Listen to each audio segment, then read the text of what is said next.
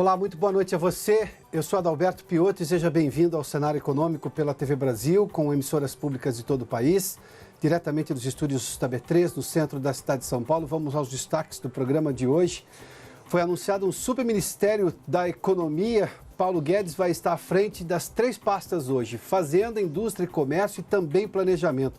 Aliás, uma outra fusão foi anunciada hoje, que o Ministério da Agricultura com o do Meio Ambiente passam a ser apenas um ministério. O ajuste fiscal, a autonomia do Banco Central e crescimento. Paulo Guedes voltou a falar disso hoje, o que obviamente anima o mercado. O desemprego caiu, segundo a PNAD do IBGE, na comparação, evidentemente, desse terceiro trimestre em relação ao segundo trimestre e em relação ao mesmo trimestre do ano passado, ou seja, ao terceiro trimestre de 2017. E no estúdio, para comentar todos esses assuntos, o economista Fábio Astrauskas é nosso convidado hoje aqui no Cenário Econômico, que já está no ar.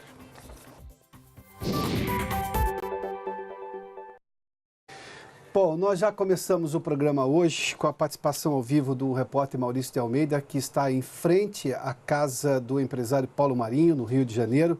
Foi lá, inclusive, que se reuniu hoje toda a equipe, digamos, de transição, o início dessa equipe de transição do governo de Jair Bolsonaro. Foi lá, inclusive, que foi anunciado justamente esse superministério da Economia que estará à frente e que será liderado por Paulo Guedes. Maurício, boa noite. Olá, Piotto, boa noite. Foi uma reunião que durou aproximadamente 5 horas, contou com a presença do presidente Jair Bolsonaro. Esta foi a primeira reunião política desde a eleição no último domingo. Paulo Guedes chegou cedo, participou de todo o encontro, assim como Onyx Lorenzoni, que deve ser o futuro ministro-chefe da Casa Civil. No final do encontro, Paulo Guedes conversou com jornalistas e anunciou a criação desse superministério, que vai envolver a Fazenda, o Planejamento, a Indústria e o Comércio. Vai ser um superministério da Economia. Segundo Paulo Guedes, isso vai facilitar as ações do governo, principalmente para o desenvolvimento da indústria, porque todas as determinações vão sair de um único lugar, não vai haver nenhum tipo de divergência. Tudo vai caminhar para fortalecimento da indústria, que é o principal objetivo de Paulo Guedes ao assumir esse superministério da Economia, junto também englobando o Ministério da Indústria e do Comércio. Paulo Guedes conversou também com os jornalistas sobre a independência do Banco Central. Ele defende essa autonomia do Banco Central e disse que o mandato do presidente do Banco Central deve ser de 4 anos, não coincidindo com o mandato do presidente da República, para que a política econômica de um governo passe para o outro governo. Ou seja, o presidente do Banco Central assumiria na metade de um governo, iria até a metade de outro, 2 anos para trás, 2 anos para frente. E com isso, o mercado ficaria mais tranquilo numa transição sobre os juros, sobre a política monetária que o governo vai adotar.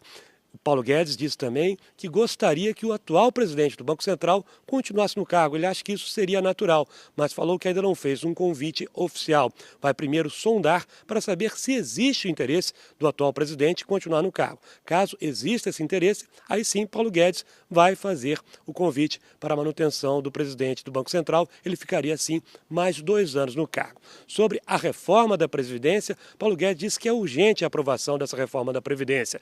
Ele pretende que essa reforma seja aprovada ainda esse ano. Paulo Guedes acredita que o projeto que está sendo debatido no Congresso é bom. Ele disse que nos últimos 2 anos defendeu a aprovação desse Congresso e agora que chegou ao governo não iria mudar de posição. Para Paulo Guedes é fundamental reformar a Previdência para ajustar as contas do governo.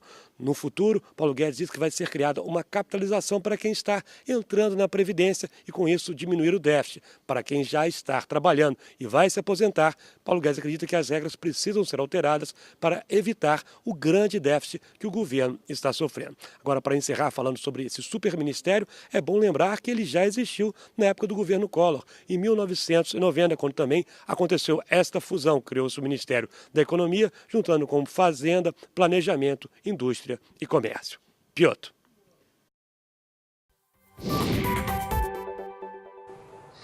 Muito obrigado, Maurício. A questão da reforma da Previdência, o Paulo Guedes diz que é preciso consertar a atual, porque ela já existe, muita gente depende dela, e criar um novo modelo sustentável, autossustentável para o futuro, para justamente não ter o mesmo problema que nós estamos passando hoje em relação ao déficit da Previdência. Vamos dar uma olhadinha nas telas de mercado hoje. O Ibovespa subiu 3,69% a 885 pontos, se recuperou de ontem, que começou em alta, mas terminou em baixa. As ações das estatais, Petrobras subiu quase 6%, seguindo aqui para as ações da Eletrobras, quase 4,6%, né? 4,58% de alta, e o Banco do Brasil chegou a 2,94%, quase 3% de alta. Todas as ações tinham caído ontem, as estatais todas. Daqui a pouco a gente fala de Embraer também, mas vamos lá. O dólar comercial hoje, uma queda de 0,40%, chegou a ser um pouquinho maior durante o dia, R$ 3,69, ou seja, caiu daquela marca dos R$ 3,70. O economista Fábio Astrauskas é meu convidado hoje para tentar entender todas essas possíveis... Aliás, para falar do momento da economia hoje, que tem um olhar no futuro, obviamente. As decisões todas tomadas, tanto pelo atual governo quanto pelo governo de transição, já não é mais o momento atual, nós estamos falando dos próximos 4 anos. Diante do que não já... Não é mais campanha, né? Já acabou a campanha, agora, digamos, são as medidas efetivas. Ontem, inclusive, eu fiz um comentário aqui que antes o mercado especulava qual era a proposta de cada candidato para fazer a sua aposta no vencedor. Agora quer saber como fazer, como o novo governo vai fazer. Paulo Guedes não deixou em nenhum momento de falar da necessidade da reforma da Previdência. A história de criar o superministério, não necessariamente pelo superministério, mas porque falou que ia enxugar a máquina pública e, claro, começa pelo tamanho da esplanada, que é gigantesca hoje. Tudo isso faz sentido diante do que foi prometido na campanha e tudo isso é possível do ponto de vista de gerar realmente uma possibilidade de ter um governo mais ágil, com medidas mais ágeis para fazer a economia crescer mais rápida e intensamente, Fábio? Acho que são 3 perguntas suas nessa tua colocação. A primeira faz sentido do ponto de vista de que esta foi a proposta de campanha. Então, na verdade, ele está, neste momento, buscando cumprir o que propôs em campanha.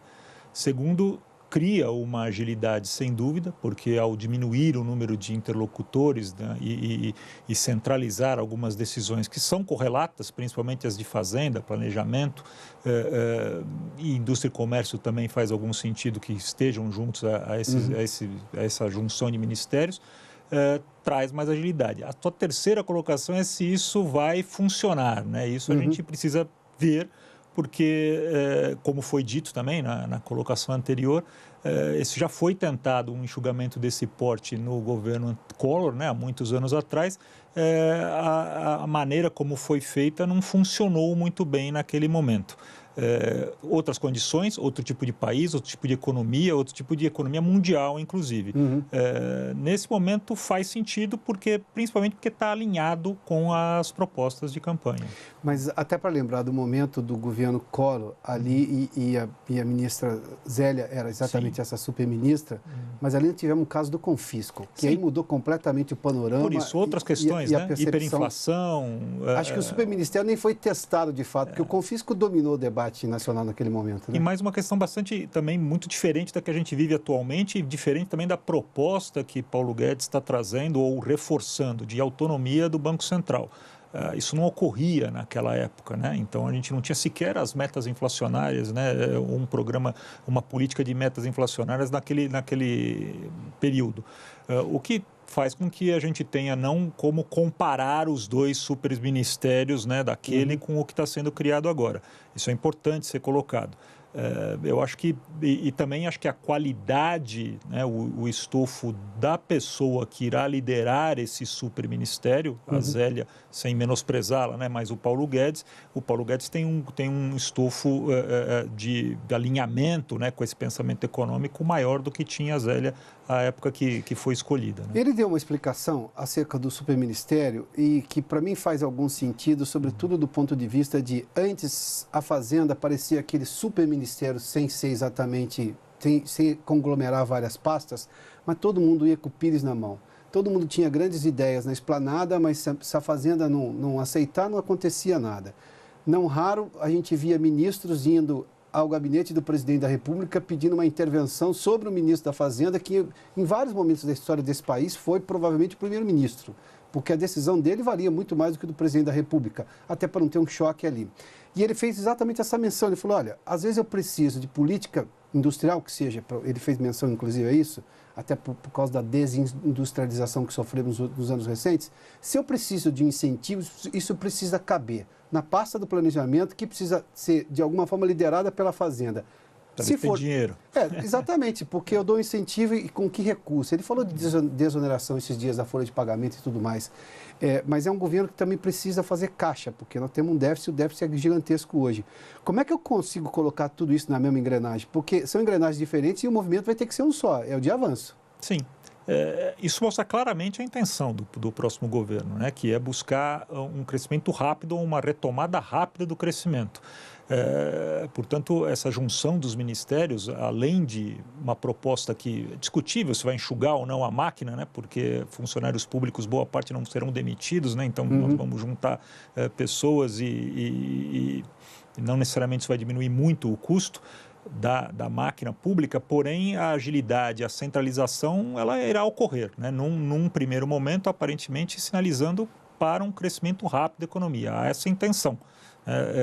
E essa intenção do ponto de vista do Paulo Guedes de uma liberdade maior, né? Uma privatização maior, um governo muito mais liberal nesse aspecto.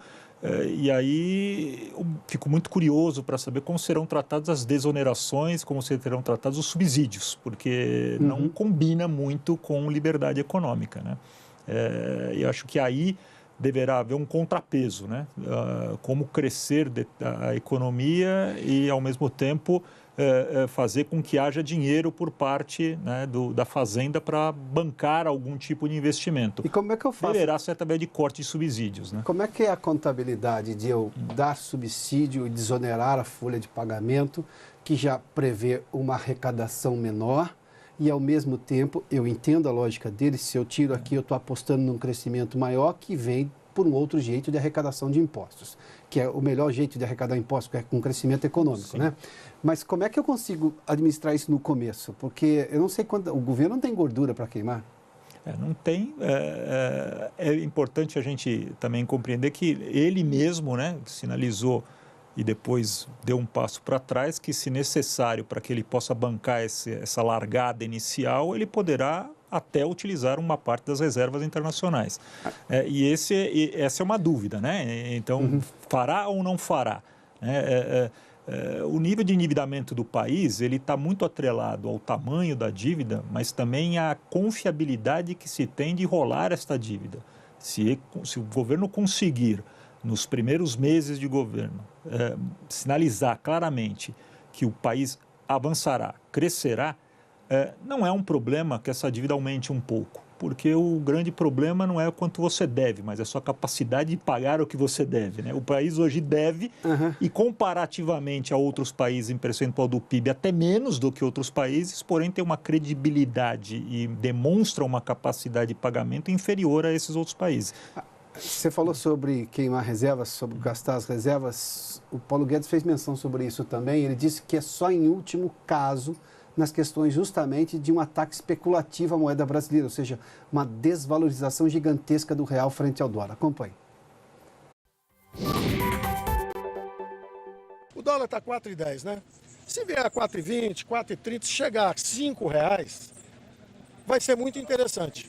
Porque nós vamos vender 100 bilhões de dólares de reservas.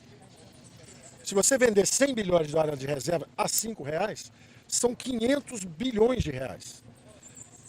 Que significa o seguinte, aí você vai fazer o seguinte, você vai, na mesma hora que você vendeu as reservas, você vai recomprar a dívida interna. É uma política conhecida, se chama política de esterilização. E isso já é um ajuste fiscal em si. Isso já me economiza. Isso é num cenário de crise. O que eu estou dizendo é o seguinte, se houver uma crise especulativa, nós não temos medo nenhum. Pode vir. Pode especular contra, não tem problema nenhum. Aí vocês vendem na crise especulativa. Claro, se tiver uma crise e o dinheiro vier lá para cima e botar o dólar 4, 5, etc., vai ser ótimo, porque nós vamos reduzir dramaticamente a dívida interna.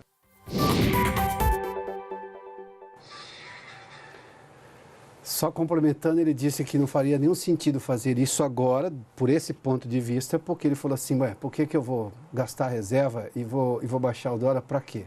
Com que razão que eu vou fazer isso aí, colocar um monte de dólar no mercado? Sim.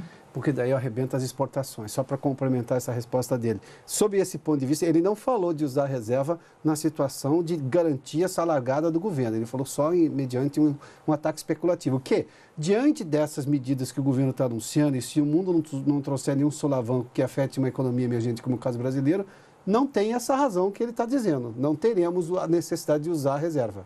O importante é a gente entender a entrelinha disso, né? Quando ele coloca que a possibilidade de vender reservas está atrelada a um câmbio mais alto, uma desvalorização cambial, um ataque especulativo, de $1 a 4,5, 5, né? O que seria um ataque especulativo que levasse a moeda a 4,5 ou 5? Seria algum ataque especulativo fundamentado em uma não confiança das medidas que o governo está tomando. Né? Se isto ocorrer, né, ele supõe que pode lançar mão dessa arma, né, que nós já vimos em outras ocasiões que seriam insuficientes, né, em muitos países mais fortes, isso foi insuficiente para conter um ataque especulativo. É menosprezar um pouquinho a capacidade do mundo todo de poder combater ou de algum país em particular, combater um ataque especulativo que venha em massa contra o Brasil. Mas o que está claro aí é que ele está monitorando o câmbio, né, de maneira que, se o câmbio, como está sinalizando, comportado e até em queda, né, isso demonstra uma confiança do mercado externo e interno nas medidas que estão sendo tomadas. Isso trará a possibilidade dele sustentar um déficit por mais tempo. Né? Se isto não ocorrer, significa, olha, não tenho certeza de que o investidor, o especulador, não tem certeza de que o país vai crescer. O dólar começa, portanto, a subir, né? Desvaloriza o câmbio e aí ele faz uma medida de, como ele mesmo chama, de esterilização.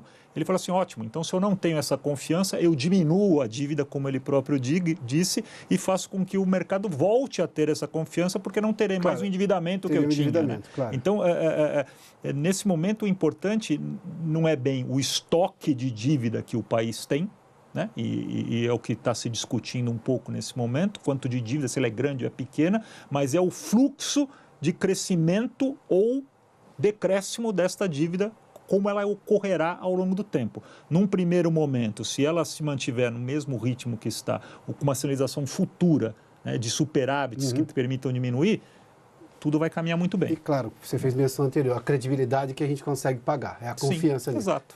Aliás, dívida quem tem são os Estados Unidos. Exato. E lá, e muita, né? Mas a confiança Mas há uma confiança. Então, claro. Este é o ponto, né? E não é o estoque que vai se contar de dívida, mas é o fluxo, né? Se ele será positivo no sentido de diminuir a dívida ou se ele será negativo no sentido de ampliar a dívida. Fábio, a gente volta a conversar um pouquinho mais. Vamos fazer um intervalo, daqui a pouco eu falo sobre os níveis de desemprego. Na verdade, o IBGE chama de desocupação. E a gente fala disso logo depois do intervalo aqui no Cenário Econômico. Os supermercados pretendem vender mais, ou esperam vender mais, e pretendem contratar mais funcionários com a chegada do Natal.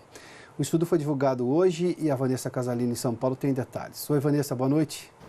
Oi, Piotr. Boa noite para você, boa noite a todos. Além disso, o setor divulgou resultados de setembro. O crescimento nas vendas de janeiro a setembro foi de 1,92% na comparação com o mesmo período do ano passado, de acordo com o índice da Associação Brasileira de Supermercados. Em valores reais, que é quando se desconta a inflação medida pelo IBGE, as vendas em setembro tiveram queda de 0,05% na comparação com agosto, mais alta de 0,47% em relação ao mesmo mês de 2017. De acordo com a Abras, as vendas continuam estáveis desde maio, com números em torno de 2% no acumulado do ano. Mas para o fechamento das vendas em 2018, o resultado é considerado abaixo do esperado, 2,53%. Para a Abras, esse resultado se explica pelo fato de o consumidor ter se mantido receoso com o cenário econômico e político do país. Uma situação que deve melhorar gradativamente, segundo a associação, com o fim das eleições. Agora, para o Natal, como você disse, a Abras espera um crescimento nominal de 10,27% nas vendas de fim de ano. Esse inclui a inflação. O que, claro, deve refletir em contratações, pelo menos para 33% dos supermercadistas. A expectativa é de que até 14 mil vagas temporárias sejam geradas, Piotr.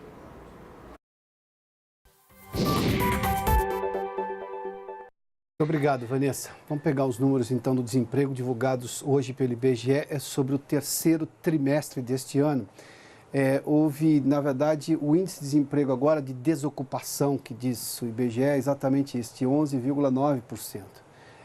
Houve uma redução, se a gente fizer uma comparação com o segundo trimestre do ano passado, que era de 12%, ou melhor, no segundo trimestre deste ano, de 12,4%, e no terceiro trimestre do ano passado, que era de 12,4% também. Ou seja, eram 13 milhões e agora, segundo o IBGE, se a gente falar de pessoas que estão empregadas, se dizem com ocupação, o desemprego hoje é de 12,5 milhões de pessoas. Obviamente, se a gente fala de subutilização, esse número vai para 24 milhões. Subutilização são exatamente aqueles profissionais que trabalham menos horas do que poderiam trabalhar, ou trabalham menos dias na semana. Ou seja, haveria condições, se tivesse demanda, de trabalhar mais. Ou seja, estão trabalhando, mas estão trabalhando menos do que poderiam. Mas nessa situação de desempregados completamente é de 12 milhões e meio, ou seja, houve uma redução. Vamos dar uma olhadinha aqui no outro dado. O regime de trabalho e o porquê que diminuiu. Houve, com carteira assinada, ficou praticamente estável pelo IBGE de 33 milhões, daqui a pouco eu vou relembrar um dado do CAGED. Sem carteira assinada, houve um aumento de 4,7% em relação ao trimestre passado, com 11 milhões e meio de pessoas. E por conta própria, houve um aumento de 1,9%, com 23,5 milhões. Esse é o estoque de pessoas que tem essa condição de trabalho. Vamos só relembrar um dado do trabalho formal, ou seja, que foi divulgado pelo CAGED recentemente. Em setembro, foram gerados 137.336 novas vagas. E aqui nós estamos falando de emprego com carteira assinada, ou seja, aquela estabilidade do IBGE em algum momento tem um conflito aqui com os dados do CAGED, porque são dados formais, ou seja, informados pelas empresas. No ano, o estoque de geração de carteira com carteira assinada, de emprego com carteira assinada, subiu 1,9% em relação ao mesmo período do ano passado, ou seja, de janeiro a setembro do ano passado, com quase 720 mil empregos. Em 12 meses, 460 praticamente, ou seja, tem números aí que de alguma forma há um conflito, mas há um conflito, ou seja, de melhora do desemprego. Fábio, eu divulguei esses dados de emprego porque, obviamente, esse é a forma como o governo vai fazer. O Paulo Guedes vai definir, o presidente eleito Jair Bolsonaro vai definir, mas se eu não reduzir o desemprego, isso tem um tempo para acontecer, mas esse é o grande drama brasileiro hoje. Isso é o resquício daquela recessão de 2015 e 2016, que na verdade começou lá em 2014.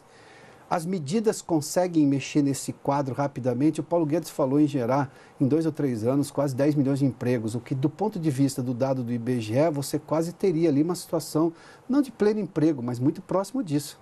Dá para fazer isso com essa rapidez?